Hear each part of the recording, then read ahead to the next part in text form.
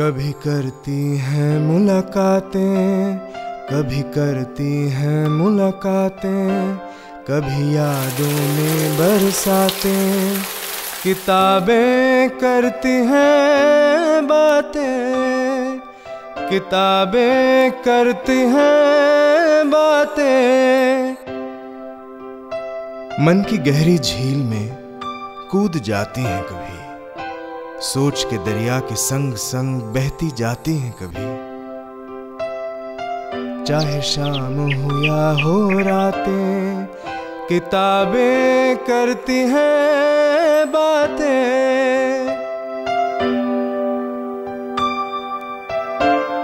Hello and welcome to this episode of Kitabnama. Today we have with us Anita Agnihotri and Arunabhu Sinha.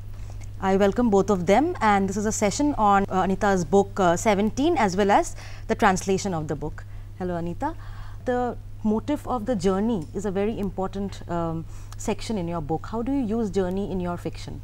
Every time I go out and see the country through people, it maybe it reinforces the author in me in some way.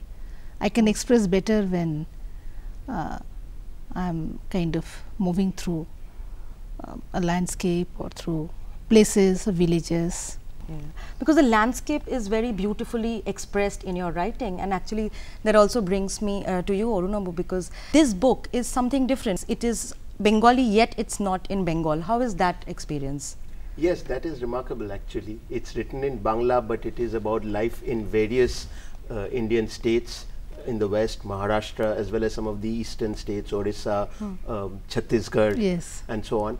And there is so much of the local flavor that is infused in the language, in the dialogue, in the descriptions. You know, there are certain classic descriptions of Bengal countryside, which is always green and always full of water, but these are not. These are rough landscapes and quite different and very poor people. So it does create a new idiom, I think, in Anita's writing, which sets her apart from other writers in Bangla, and automatically sets the translations apart as well. The voice as a translator, because you know, when I was reading, it was a very different voice because it was outside Bengal, and yet it was from Bengali that it was translated. Usually led by the text, led by the words. So if you sensed a different voice, I think it is the original that had a different voice, and if that's come through, then I think I'd consider my job successful. Anita, what about the whole, because you're also a bureaucrat, and you know, your experience of traveling as a professional is also something which has influenced your fiction? Well, actually, I think there is a difference there. First of all, I have traveled, as I told you, not only on work, I also travel a lot on my own. You know, I just go out sometime, you know, travel and go somewhere where I just spend a few days, because I feel quite stifled when I don't meet people, I don't talk to them. And one thing which has constantly interested me is the way the way millions of our country, they lead their lives. Like most of them don't speak. You neither hear their voices nor you get to know what they're writing, because most of them don't write, and they mostly don't speak. So there is a huge country which is all wrapped up in silence, and I feel that if I get close to them, maybe they will say something which you know, which will kind of which again kind of makes me feel myself through those unspoken words.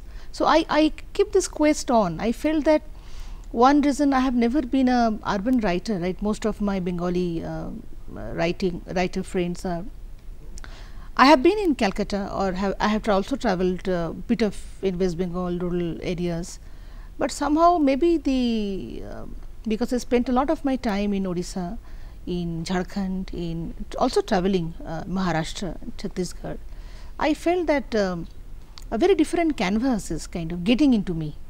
That has been that's always remained with me that way. Maybe I don't understand the urban problem so well. That's also a kind of, you know, the weaker side. Yeah, but in the process you bring to us, you know, the conflict and the violence, which is the real nation which lies out there.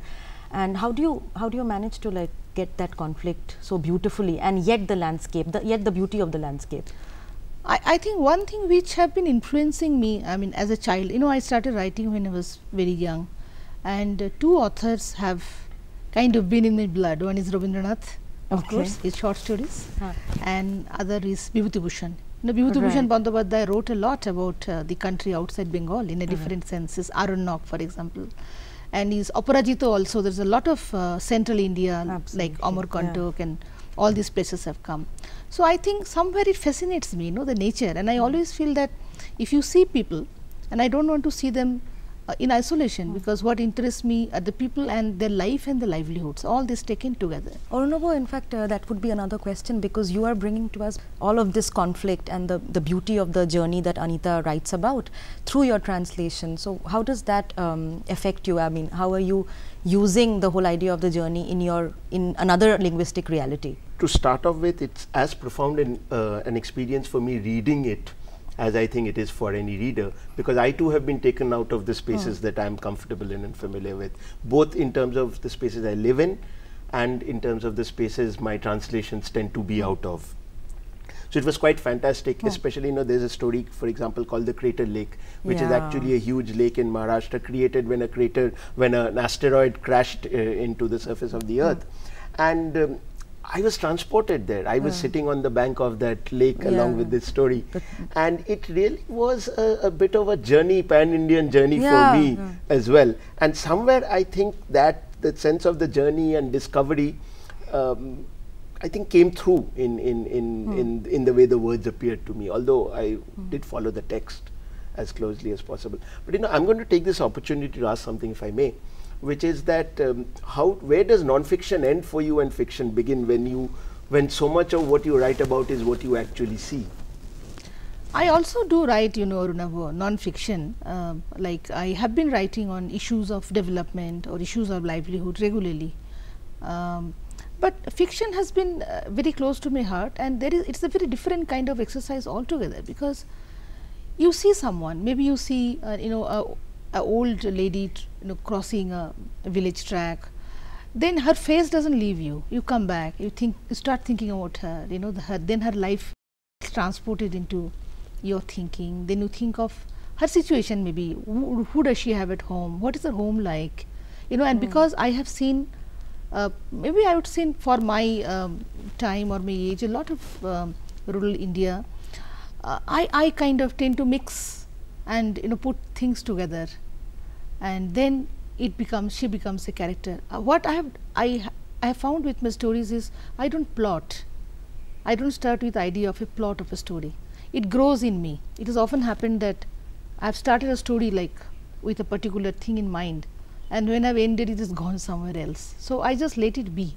But non-fiction, maybe I am not so aware of the process, but it's where people become kind of live in your mind.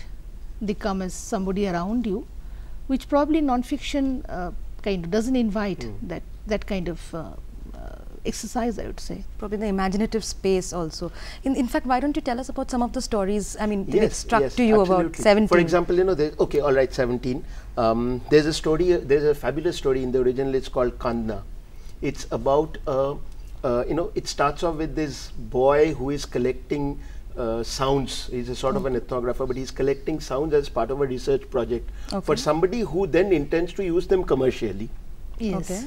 Right? Yes. Yes. But in the process of this, he discovers, among the many things, he discovers a woman who is mourning and her song of mourning. And this girl is then made to come and actually perform the song afterwards.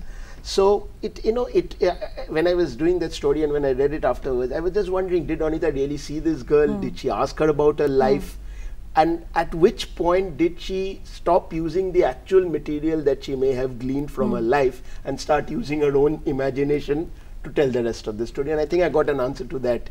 Yes, right now. I mean all gets mixed up, because Kandna is not exactly mourning. It is about Kalahandi has lot of Odisha has lot of song or oral forms of poetry. Kandna is when a girl who is married goes back to her father's place or parents' place and finds that all the space that she used to occupy has been taken up by other people. She looks for her comb, her mirror, her bed, everything has changed or somebody has taken. Then she cries, and then she cries and says, "Ma, what have you done to whatever I left, and did I deserve this?" And in this story, this boy actually, because she will pay the girl a little and tells her to sing the song again, and she just can't release that memory, because by that time her husband has died, she had a child who has died, because it's again a tragedy that many women in those region, they lost their kids after they basically underwent the tubectomy operation, and child mortality is high. So the 1 or 2 children they have lost it. So she feels that entire process cannot be reversed anymore. She is no more a mother, children don't come back, husband is not there, and still she has to transport herself to a time through which she has once been, and it can't happen again, and she tries to sing. I mean, I have seen so many of them, and so many of them have got mixed in this one girl who probably tries to sing. Then she is visualized in the drawing room of the person who will be commercializing this. It's sadness. I mean, I feel that you said that I'm a bureaucrat, but it is my own vulnerability which puts me in a sense of conflict all the time. I mean, I feel that where do I belong? Yeah. Arunabhu, tell us about the new book, Sabotage, which you've... Okay, the new book is a collection of political short stories. So the focus is very much on politics and the way it transforms people's lives when they're drawn into it, and mostly they're not willing participants. Most of them are sucked in because the net is cast so wide. And what Anita does very well is she makes people do things which is contrary to their basic goodness of their nature, and they're forced to do things sometimes to uphold the system or rules, and they find themselves doing things that they abhor. They don't want to do it. They're not built that way. But they're forced into that part of situation. the machinery where somewhere, yes, performing. It's sort of it's fantastic how she shows how the system transforms a perfectly nice man to a situation where if you looked at him from outside, you'd say, my God, this guy's a villain, and yet he's obviously nothing of the kind. He's just been forced, not even forced. He's sort of been sucked in, drawn into that situation. So there are many such landscapes. And one of the stories that struck me very much, very interestingly, and I'm not sure how many people would have had the eye to spot such a thing, it's about a small team. Elections are taking place. This is in the pre-EVM era, right? Yeah. So, okay. yeah. And a small team has to actually go with ballot boxes to a remote village. Okay. And no one thinks about these people, right? But they have their own stories and their own difficulties and their own lives, which makes demands. And so Anita just brings that out, and in an interplay with nature, right? Because there's floods in a river.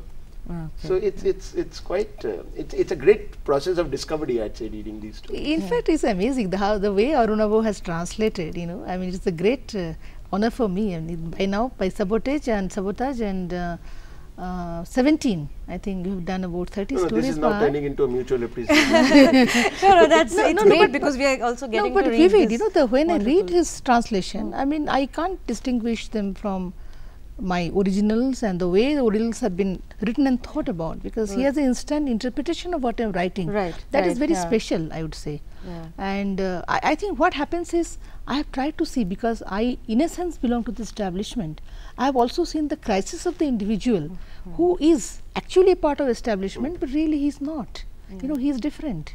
You also show that in that story, which is a beautiful one, the one in 17, the principle, I think. Principle. Yeah, I mean, that's a fascinating story. That the idea of error. I mean, tell us something about that story. I mean, if there's anything in any backstory to that one. No, it's actually something which I have seen. Not all the characters. Maybe I have put them together, but it is horrifying even to me. I mean, if you look at the system today, how completely non-transparent it can be. You have been affected, you are asking a question. When will you get your salary? Nobody is ready to answer you.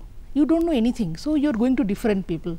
The party, the union, and trying to meet the boss in his house, just to know, will you get your salary this month or next month? There is no answer to this. And finally, it is all a matter that somebody was absent-minded and scribbled through his name. That scribbling through has been interpreted as a big no by everybody, which means basically at some level, even in, let us say, enlightened space like Calcutta, where, let us say, people are organized, staff are organized, nobody questions, nobody can ask. So this also shows the extent to which we conform to the system, and what can actually mean for the individual, how scary it can become. I have seen all these things from very close quarters, and I feel that there is a inner layer of scare, I would say, when you are identified as part of the system, whereas you are really not, because you are an individual and you don't know how to extricate yourself from that perception of yours. Right. It's an I have suffered a lot. I mean, when I write, for example, stories, I have suffered really. Like sometimes I have been wiping my own tears and writing. And it's a sensitivity which also comes out in your writing, the way you look at characters. I mean, I would say it is more my own helplessness, and or maybe in some sense, yes. I guess your professional life and your experiences and your traveling, they also become material for your work, because your stories are unlike a lot of other contemporary writers that we have read, because the spaces, I mean, that Crater Lake being one, the meteor, I mean, you see yourself in that space, and that's the beauty of your writing, that you travel to a place without even imagining that that place could exist in India, especially for urban India if you're writing. Yes, I would say urban India also suffers from a feeling of being completely trapped in their own vision of the scope for the societies, or I mean, I also feel stifled myself, because one reason it has always been with me that there have been a lot of things about urban issues have been coming up, and same things again and again. Maybe as a writer it doesn't interest me. I probably thought that I belong to a much larger space where I have seen lot of people who have been silently carrying out their lives. They are the people who are transforming whatever is happening, either through protest or through silence or through their work, and I in essence belong to them more. I in that sense I neither belong to the bureaucracy, if you put it within quotes, or let us say my urban contemporaries. You can take it as a, let us say, deficiency or whatever it is. What about the usage of language? I mean, is it like we are getting to read a lot of these stories because of the possibility of translation? So it's interesting. I mean, it's a question to think about, what is the language of our times? I mean, when we are trying to understand stories from various regions. Yes, good point. What is the language of our time? What language do we live in? That's a question that bothers me a lot, because English seems to come to us so easily in the course of our daily discourse, and yet when it comes to really, when we think in depth, are we really able to use that language? And I'm not sure that we are. I used to think we are, but I find myself more and more personally, and I don't know how much this applies to other people, and it's probably paradoxical for a translator, I find myself more and more using my mother tongue when I really think deeply.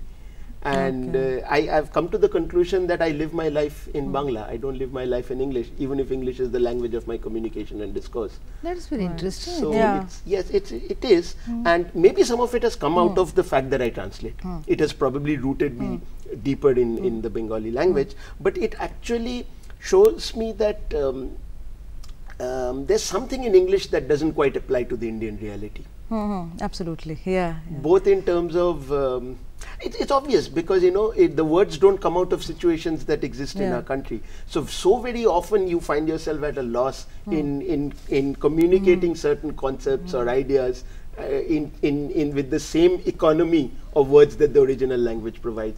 So in Bangla, what you can describe in one or two words will need a stretched out explanation in English, because the context does not exist. And what about Sabotage? Is it also like a collection of short stories? It is a collection of short stories which have been curated by Anita, primarily from her, as 17 was, from a lifetime of work. So it's not written in any one particular period. As a result, both books show a certain variety and a development, if you like, of content and style. But Sabotage is much more focused on a political landscape. So the internal emotional landscape, devoid of the political situation, is not present in this book, except maybe in one story. Which one is that? The Last Samurai. There is one very touching story about a relationship between a little girl and the young man who tutors her at home, and her parents, and the conflicts that arise in sort of collision of intent. You're trying to tell as little and as much. Intrigue without giving away anything. The book is out But these stories struck me again, I think, you know, now 17 stories and 12 stories here, so I've translated about 29 stories of Anita's. And really the story is her natural, the short story is her natural. Thank you so much, Anita, for being here, and thanks for this lovely discussion. Thank you, Orunobu. And I really look forward to your new book, Sabotage. And it was wonderful talking to you. Thank you so much. Thank you, Ruprima. बयान। हफ्ते भर बाद नींद से टूटी वर्दी शरणार्थी शिविर में मेज लगाए दंगा पीड़ितों से उनकी फरियाद सुन रही थी। रिपोर्ट लिखी जा रही थी। सामने पेश हुई औरत को हिचकियां घेरे हुई थी। वर्दी के आश्वासन से निर्भय होने की चेष्टा करती, वह मुंह खोलने की कोशिश करती कि लगातार उफान झेलती आंखों का जार उसकी जुबान पर मुट्ठी कस देता। घुटी घुटी सी चीखों में औरत की थर्राती देह भंवर लेने लगती। वर्दी झुंझलाई। औरत बोलेगी नहीं तो वे भला कब तक उसका मुंह खुलवाने की बाट जोते रहेंगे। अन्य पीड़ितों की पीड़ा से मुंह फेरे रहेंगे। उजड़ी फूंकी तबाह बस्तियों में से कोई एक घर देहरी भर ही तो उनका जिम्मा नहीं। दसियों दफे पुचकार समझा चुके, अब डर कैसा। वह है ना, जो भी घटा उसे सिलसिलेवार बेखौफ बताएं, न्याय मिलेगा उसे। औरत ने मुंह खोलने की एक और असफल कोशिश की।